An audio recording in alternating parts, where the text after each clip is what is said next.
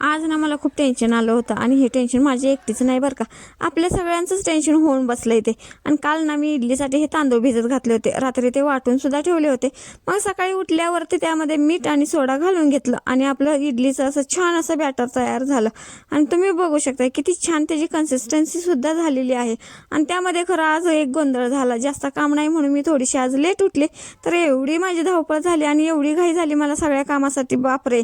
त्यामध्ये मी इडली इकडं करायला ठेवली आणि तेवढ्यात लक्षात आलं 2-3 महिन्यापूर्वी मी ही इंडक्शन शेगडी अशीच घेऊन ठेवली होती, त्याचा उपयोग बरोबर आत्ता झाला. मग म्हटलं सगळ्यांसाठी चहा तापवण्यासाठी तर या शेगडीचा उपयोग होऊ शकतो. त्या शेगडीवरती मी सगळ्यांसाठी चहा ठेवला, तोपर्यंत आपली इकडे इडलीसुद्धा तयार झाली होती. आणि साईड बाय साईड मी सांबर आणि चटणीसुद्धा करून घेतली होती. सगळ्यांना अशी इडली दिल्यानंतर मी सुद्धा खाऊन घेतली. आणि आपलं बाल्कनीमधलं मोगऱ्याचं झाडसुद्धा बघा किती छान आलेलं आहे.